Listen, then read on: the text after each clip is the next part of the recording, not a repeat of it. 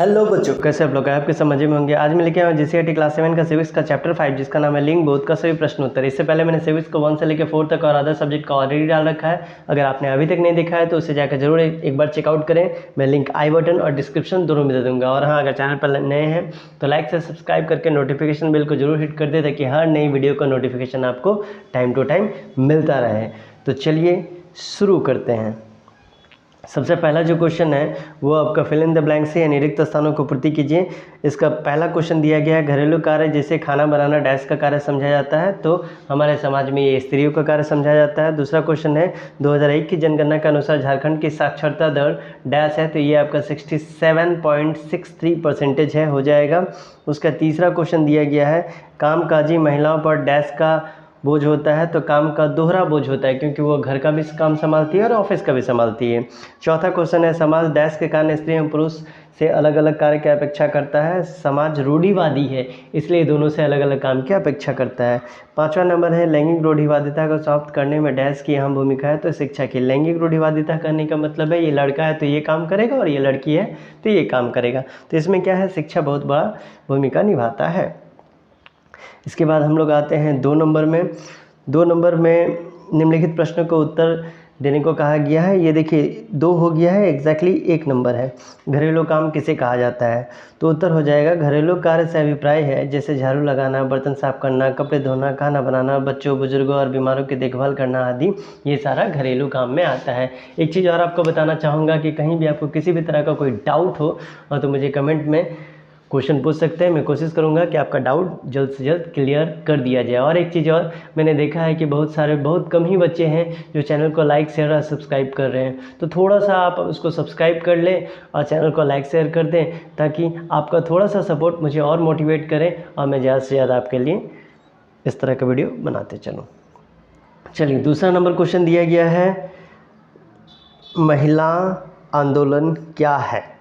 उत्तर हो जाएगा महिला आंदोलन औरतें ने व्यक्तिगत स्तर पर और आपस में मिलकर महिला प्रजनन अधिकार, घरेलू हिंसा। महिला आंदोलन कहने का मतलब है जो महिलाएं के द्वारा किया गया है, तो इसमें उन्होंने क्या किया, औरतों के व्यक्तिगत स्तर पर और आपस में मिलकर महिला प्रजनन का अधिकार, फिर घरेलू हिंसा का, मातृत्व अवकाश का, समान वेतन, महिलाओं के मताधिकार, यौन उत्पीड़न, यौन हिंसा, शिक्षा जैसे मुद्दों को पर सुधार के लिए राजनीतिक अभियान की एक श्रृंखला है। इन संघर्षों को महिला आंदोलन कहा जाता है। मतलब एक चीज़ को लेकर के नहीं है, ये कई सारे बिंदुओं को लेकर के यह आंदोलन किया गया है।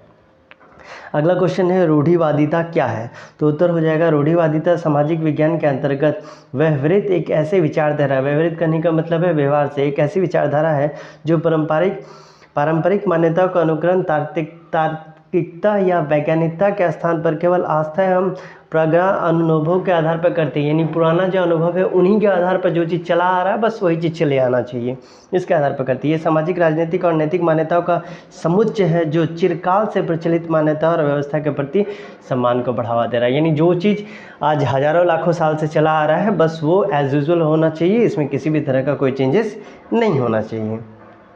ठीक है, तो ये दूसरा हो गया। ये तीसरा क्वेश्चन। इसके बाद हम लोग आते हैं चौथा क्वेश्चन। इसमें लिखा गया है समाज में व्याप्त लिंग भेद आधारित कुछ सामाजिक बुराइयों को लिखिए, तो उत्तर हो जाएगा समाज में व्याप्त लिंग भेद आधारित कुछ सामाजिक बुराई जैसे दहेज प्रथा, बाल विवाह, बाल कन्या हत्या, सती प्रथा, कन्या भ्रूण हत्या, सम्मान हेतु हत्या, ये सब कुछ ऐसा है जो समाज में बहुत ज़्यादा लिंग भेद के लिए चल रहा है। इसके बाद हम लोग आते हैं आइए चर्चा करें वाला पोर्शन में। इसमें तीसरा नंबर क्वेश्चन दिया गया है, आइए चर्चा करें में पहला क्वेश्चन 3rd नंबर है। ठीक है, जीवन के उन विभिन्न क्षेत्रों को पहचान कीजिए जहां महिलाओं के साथ भेदभाव किया जाता है। यानी आपको बताना है कि कहां कहां महिलाओं के साथ भेदभाव किया जाता है, तो उत्तर हो जाएगा जीवन में विभिन्न पहलुओं में निम्नलिखित है जिसमें भारत में स्त्रियों के साथ भेदभाव होता है या वह कमजोर स्थिति में होती है। नंबर 1, भारतीय समाज में अधिकतर महिलाएं घर की चारदीवारी में कैद होकर रह गई है, सबसे बड़ा बात। दूसरा, महिलाओं को स्वतंत्रता के अवसर नहीं मिलते हैं, उनको मौका ही नहीं दिया जाता है।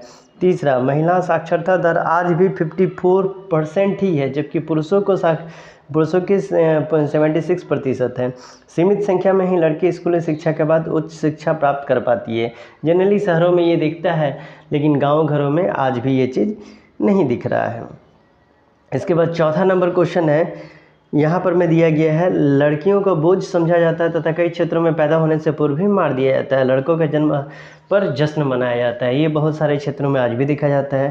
पांचवा, पारिवारिक कानून अधिकार में भी स्त्रियों के पक्ष नहीं है। कोई भी ऐसा पारिवारिक कानून नहीं है जो स्त्री के पक्ष में बनाया गया। छठा, आज भी अधिक पैसे वाले प्रतिष्ठित नौकरियों में महिलाओं का अनुपात कम है। भारत में एक स्त्री एक पुरुष की तुलना में घंटों काम करती है, उसको ज़्यादातर काम के लिए भी पैसे नहीं मिलते हैं। महिलाएं ज़्यादा काम करती है फिर भी उनको पैसा कम मिलता है। सातवां, महिला सांसदों की लोकसभा में संख्या पर्याप्त नहीं है। राजनीतिक जीवन में भी उनकी संख्या बहुत कम है। इसी को देखते हुए मोदी जी ने वो 33% का जो आरक्षण था वो लेके आए थे। चौथा क्वेश्चन है, एक बेहतर समाज के निर्माण में महिलाओं की भूमिका महत्वपूर्ण है। अपने उत्तर के पक्ष में तर्क दीजिए। क्या महिलाएं बेहतर समाज बना सकती है? अगर हाँ तो कैसे? चलिए इसका उत्तर देखते हैं। महिलाएं परिवार बनाती है और परिवार से घर बनता है। घर से क्या होता है तो समाज बनता है और समाज से ही देश बनता है। तो इसका सीधा सीधा अर्थ यही है कि महिला का योगदान हर जगह है। महिलाएं की क्षमता को नज़रअंदाज करके समाज की कल्पना करना व्यर्थ है। अगर एक जगह भी, ये एक चैनल टाइप का है, अगर एक जगह भी महिला यहाँ पर में चूक जाती है तो फिर आगे का प्रोग्राम नहीं होगा। शिक्षा और महिला सशक्तिकरण के बिना परिवार, समाज और देश का विकास नहीं हो सकता है। मानसिक और नैतिक शक्ति के विकास में महिलाएं पुरुषों का संपूर्ण योगदान दे ही रही है। एक शिक्षित नारी गृहस्थ जीवन में शांति और खुशहाली का स्रोत होती है। स्त्री शिक्षा हमारी संस्कृति के ऊर्जा और विकास का संचार है। जब कभी नए समाज की स्थापना की जाती है तो शिक्षित महिलाएं एक बेहतर आकार और व्यवस्था प्रदान करती है। चलिए थोड़ा और इसको नीचे कर लेते हैं। अतः यह कहा जा सकता है कि जीवन का कोई ऐसा क्षेत्र नहीं है जिसमें महिलाओं का ज़रूरत ना हो। ठीक है, इसको न कर दीजिएगा, ना की जगह। इसके बाद आते हैं हम लोग 5वां नंबर।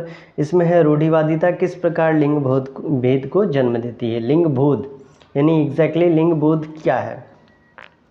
तो उत्तर हो जाएगा, समाज में रूढ़िवादी धारणा के कारण ही स्त्री और पुरुष अलग अलग अपेक्षा की जाती हैं कि स्त्रियों का काम अलग है और पुरुषों का काम अलग है, जो उनके जीवन के विकास के अवसरों को कहीं न कहीं प्रभावित करती है। ये धारणा खासकर लड़कियों के जीवन में आगे बढ़ने के अवसरों को भी बाधित करती है। इसके कारण उनका मनोबल टूट जाता है तथा उनका आत्मविश्वास में कमी आ जाती है। लड़कों और लड़कियों को अलग अलग विषय लेने को कहा जाता है, चाहे उनका रुचि हो ना हो। बचपन से ही लड़के लड़कियों में भेद किया जाता है। इसका आधार रहता है खिलौना। जैसे अगर मशीन गन वगैरह है या कार वगैरह है तो वो जनरली लड़कों को मिलता है, जबकि लड़कियों के हक में गुड़िया वगैरह आता है। कहीं कहीं पे ये बदलाव देखने को मिल रहा है कि दोनों को इक्वल राइट्स मिल रहा है। इस प्रकार हम कह सकते हैं कि रूढ़िवादिता लिंग, यहाँ देखिए बुद्ध हो गया है, ये एग्जैक्टली हो जाएगा लिंग बोध। ठीक है, लिंग बोध को जन्म देती है।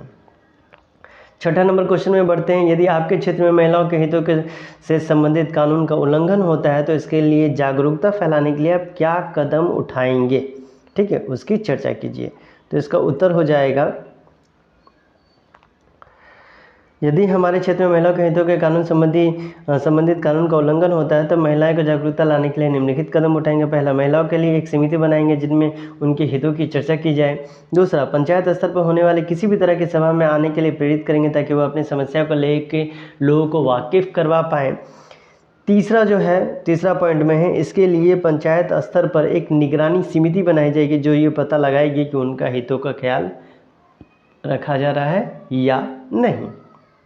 ठीक है, तो इस तरह से हम लोग ये चीज़ कर सकते हैं। तो ये था आपका क्लास 7 का सिविक्स का चैप्टर 5। ठीक है, मैं स्टार्टिंग में ही आपको बता दिया था कि आपका सपोर्ट बहुत ज़रूरी है। क्यों? क्योंकि मैं देख रहा हूँ कि लोग देख तो ज़रूर रहे हैं परंतु उसको सब्सक्राइब या लाइक शेयर नहीं कर रहे हैं। तो थोड़ा सा आप इसको कर दें। मिलते हैं अगले वीडियो में, तब तक के लिए bye bye and take care.